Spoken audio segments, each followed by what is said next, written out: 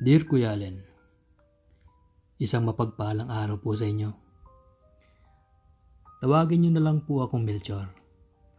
Mula sa isang bayan sa Iloilo at dating OFW sa bansang Brunei bilang isang cleaner sa isang ospital. Tulad ng iba mong mga sender, ako ay isang lalaki na may pusong babae.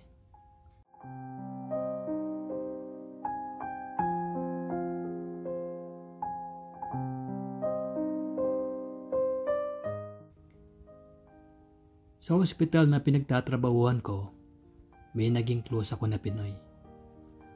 Naging attracted ako sa kanya. Tawagin na lang po natin siyang Paulo, taga Misamis Oriental. Lumipas ang mga panahon, nagkapalagayan kami ng loob. Napapagkwentuhan namin pati tungkol sa family at mga pangarap sa buhay. Pati na rin ang girlfriend niya. Nang lumaon, nagtapat na ako sa kanya. Ang sabi ko, hindi ko hangad na mahalin mo ko. Sapat na sa akin na mabigyan mo ako ng oras at atensyon. Ang sagot naman niya, maibibigay ko yung atensyon at oras na hinihingi mo. Pero hanggang friends lang tayo. Okay lang sa akin, ang sagot ko. Kung alam mo lang kung gaano ako kasaya kung magkasama tayo. Ang dagdag ko pa.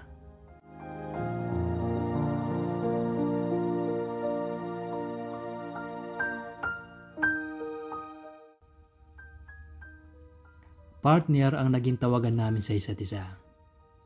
May sense of humor siya kasi kapag magkasama kami, madami siyang mga jokes at kung anong mga patawa na ginagawa niya.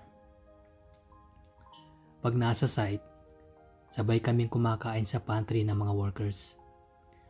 At kung kami lang tao sa pantry, nilalambing ko siya at inaakbayan at magkatabi kaming umupo sa service bus. Magkasama din kami sa staff house namin. Kami sa ground floor at sila naman ay nasa second floor. Minsan tinutukso na kami ng mga kasamahan namin. Pero di namin sila pinapansin. Basta kami, we're just friends. Kapag kumakain kami sa staff house o sa job site, lagi kaming sabay. Hindi siya madamot sa pagkain. Pag meron siya, sinishare niya sa akin. At ganun din naman ako sa kanya. Sa katunayan, inuuna niya ako sa tropa niya. One time, birthday ng kasama namin sa staff house. Siyempre may inuman. At kinabukasan, hindi ako nakasaing at nakaluto ng pagkain at ulam. Samantalang si Paulo nakaluto. Nung napansin niya na may hangover ako, pinagtimpla niya ako ng kape at binigyan niya ako ng pagkain. Dumating din ang panahon na may tagay na naman ulit. Pero na-bad trip ako kasi may isa ring bakla na Pinoy na taga Ilocos. Tawagin na lang natin siya na Ryan. Nilalandi niya si Paulo pagtapos sinachansingan. Obvious na kursunada niya at gusto niya rin si Paulo. Ang ginawa ko, inila ko si Paulo papasok sa kwarto at pag-upo namin sa kama, inakbayan ko siya at sabi niya sa akin, "Nagsiselos ka ba kay Ryan?" Tapos sinagot ko siya na, "Oo, dahil binabastos ka niya sa harap ng maraming tao. Nire-respeto kita dahil mahal kita. Tapos siya, binabastos ka niya sa maraming tao. Ayoko ng ganun." Ang sabi ko. Sumagot naman siya, "Lasing lang yun. Hayaan mo pagsasabihan ko siya. Hinawakan niya ako sa balikat at sinabihan, "Huwag ka na magselos. Sige, matulog na tayo." Ang sabi niya. Ang sagot ko naman, "Sige, pero dito ako matutulog.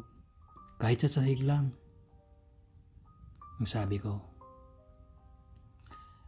"Sige, ayusin ko lang yung tulugan mo." Ang sagot naman niya. Inayos niya at hinanda ang tulugan ko kahit sa may sahig lang. Binalisan niya ang sahig at nilatag niya ang foam na unan at kumot sa sahig. Napakasaya ko sa pinakita niyang pagkikare sa akin.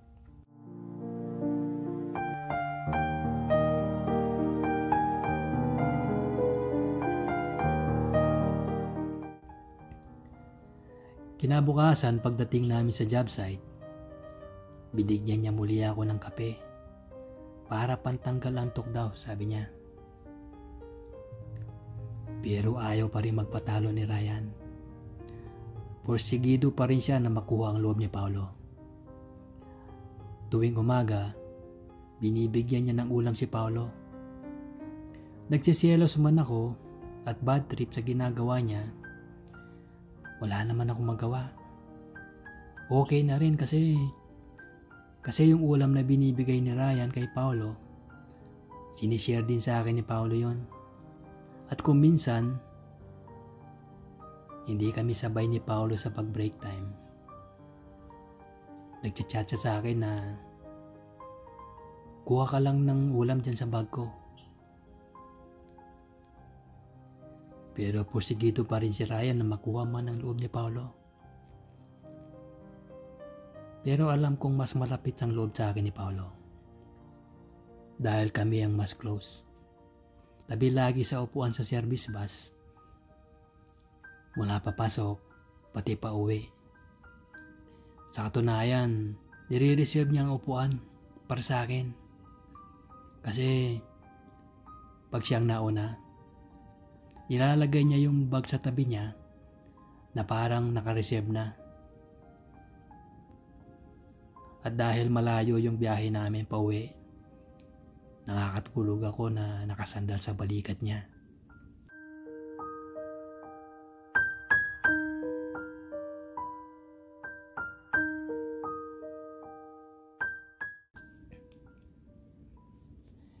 Minsan nakiusap si Ryan kay Paolo na sila daw ang magtabi. Pero ayaw ni Paolo pumayag. Napakalambing ni Paolo at maalaga. Minsan nilalambing ko siya. Pumapalag siya pero nagtatampo ako. Tapos ang gagawin niya, lalapit siya sa akin. Hahawak siya sa braso ko.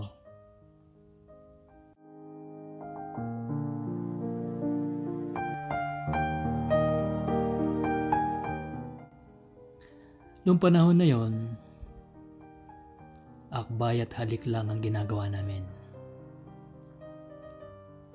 Sa umaga naman, ako ang maagang gumigising para magluto ng ulam at magsaing na rin na baon namin. Tapos, inahanda ako rin yung mga gamit niya na dadalhin niya sa job site. Pag nakaredy na, gigisingin ko siya. At kung ayaw pa niyang bumangon, yayakapin ko siya at hahalikan.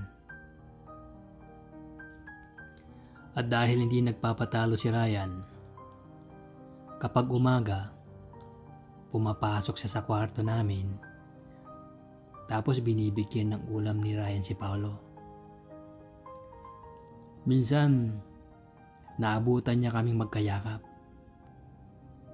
Dahil nga magkasama na kami sa kwarto. Pero 8 tao kami sa isang room. Puro lahat kami mga Bisaya. Taga Misamis Oriental kaya malaya akong nalalambing siya. Dahil alam na nila ang tungkol sa amin.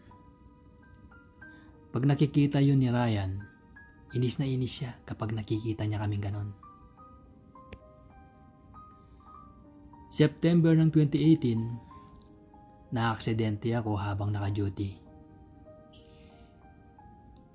Dahil private hospital yon, tinransfer ako sa government hospital. Nang nalaman yun ni Paulo, panay ang message niya sa akin. Pinakita niya sa akin na concerned siya at nag-aalala. Kahit nasa hospital pa ako, panay ang monitor niya sa sitwasyon ko. Hanggang sa na-discharge na ako at umuwi na. Kinabukasan nun, pinuntahan ako ni Paulo sa higaan ko. Chinyek niya ang sugat ko. Dahil sa ulo ako nasugatan, siya na ang naglagay ng gamot. Napakasaya ko. Pinakita niya sa akin na concerned siya sa akin.